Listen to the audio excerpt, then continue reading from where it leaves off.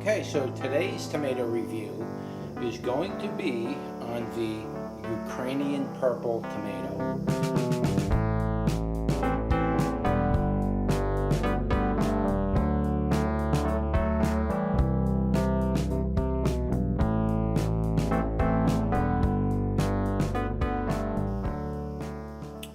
So this is the Ukrainian purple. Let me zoom you in a little bit.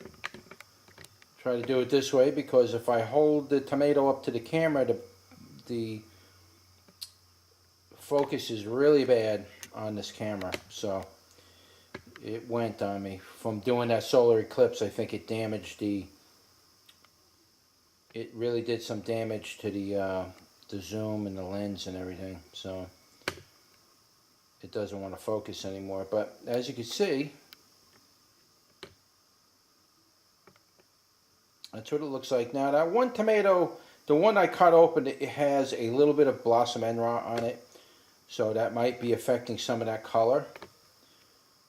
But let's take a look at it in closer detail. Nope, that's just the color of the tomato. Let's bring in. And so you can see what a beautiful looking inside of the tomato. It's got 4 quadrants. We're going to cut the other one open too. But this one's got 4 quadrants. And it had a little blossom end rot there, but I managed to get that under control. And it's a pretty good producing tomato, providing you give it a really good rich soil and you feed it a lot of Epsom salt and feed it on a regular basis, and you got good healthy soil. This plant will produce tons of these tomatoes. So it's a very heavy producing plum type tomato. Now, unusual thing about this particular plum tomato, as opposed to a lot of the other plum tomatoes you generally eat, this one's not a dry, chalky type of plum tomato. This one is an absolutely delicious sauce-making tomato. I have made sauce with this in the past. It's absolutely wonderful. You can mix that with a couple of other tomatoes. You will get a great sauce out of that tomato. But that's a look at it on the inside over here. And here's the other side.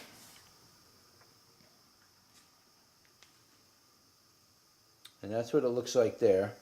Alright, so you can see the wilding in the rind inside the meat of the potato. You can see the spots in there forming. You know that's an heirloom. The seeds themselves have that nice green color in it. So that's telling you it's got that. It's an heirloom type of an effect that you want to look for, but it's also an indicator that this is a darker tomato. And you can see the shoulders are starting to get a little brown, a little black, dark green on the top shoulder of the tomato. And you could also see that the seeds are very firmly attached to the tomato. It's a very good sign of a good heirloom and a good tasting tomato. So that is the Ukrainian purple. Let's give it a bite.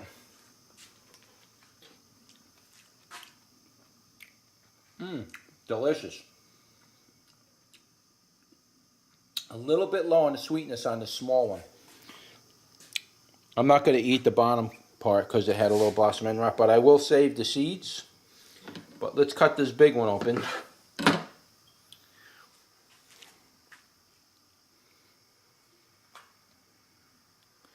Look at the inside of that one. Madon, is that good or what? You can see a little green in there. The seeds are green. The same thing. You're seeing the spots. And it's got a nice purple, dark green purple mix to the skin. The rind's got a nice deep rich burgundy color to it. Look at that beautiful color on there. Tell me that's not gorgeous. Now I do got to save some of the seeds from this. I don't think I have too many seeds left from that. So let's take this a bite. I'm dying to try this, a bigger one. Madon, that is absolutely magnificent for a tomato. Magnificent. This is I'm telling you, I made sauce with this before. Incredible. This is the one thing about it. It is watery. So as you're making the tomato sauce, you're going to have to either cook it down I'll add a little bit of paste to the sauce just to thicken it a little bit. But I've also take this and cook it down a little bit, and I'll use that for other things in my cooking. I could add it to salsa. I could put it on pizza bread and let it dry out a little bit and then roast it without the cheese on it. So when you make your pizza, you put your fresh sauce on it. It's going to be watery. It's going to want to separate from the rest of the thing, but you want that all that juice and everything infused. You can put it on the pizza and just let it dry a little bit, like put it in the oven and bake it like that. Let it dry and then add your cheese to it. You could also infuse olive oil with your sauce and make it really thick that way. All that moisture will boil into the sauce, and it'll turn that whole thing into a sauce rather than boiling off all that moisture. That's some of the ways you can deal with the moisture when you're making tomato sauce. But let me tell you, this would make an absolutely wonderful tomato sauce. I would definitely recommend this. It's also good for a slicer. You can slice this and put it on your sandwiches. It's a little watery and it's a little soft, so if you're going to put it on like a hamburger and then you're going to load it up with onions and lettuce, and you're going to squish it out of the sandwich. So, slice it really thin, and you should be good. But boy, let me finish this.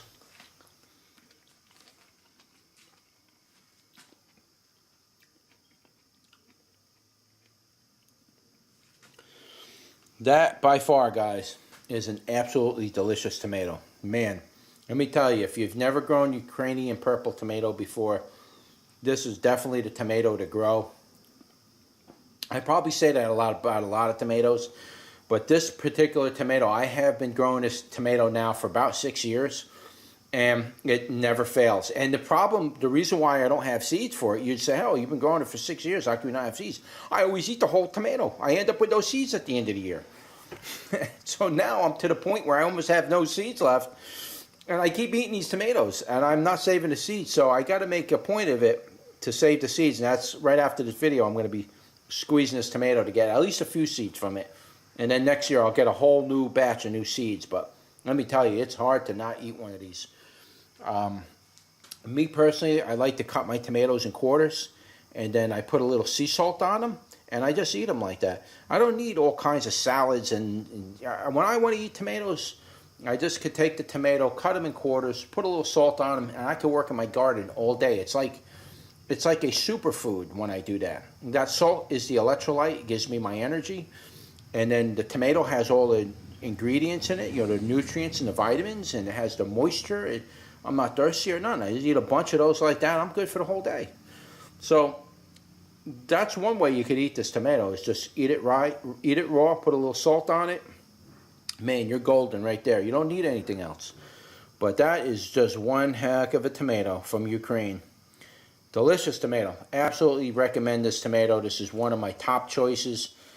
This is going to be like in the number 2 or number 3 range. It's going to be up there with the others because this tomato never fails me. In fact, I don't even think I did a tomato review last year on this tomato. I grew it and I didn't do it because I ate all tomatoes. It's one of the tomatoes, when I go for those tomatoes, there are none left. For me, it's like eating, some people like potato chips. Well, I like tomatoes. So when I want a snack, I just start munching these things down. But this year we got the review in, and again, I'll leave links in the description. You could go look them up on Amazon. Maybe if you like them, you can purchase them. But this is definitely one of the tomatoes I would definitely recommend as far as sauces go. And you could put on sandwiches, you could put it in salads, but like the main thing would be like sauces. This would really, really go with the sauces. So, all right, so that's my review on the Ukrainian purple tomato for 2017. If you like this video, don't forget to like, share, and subscribe, and I will see you on the next one. Take care, guys.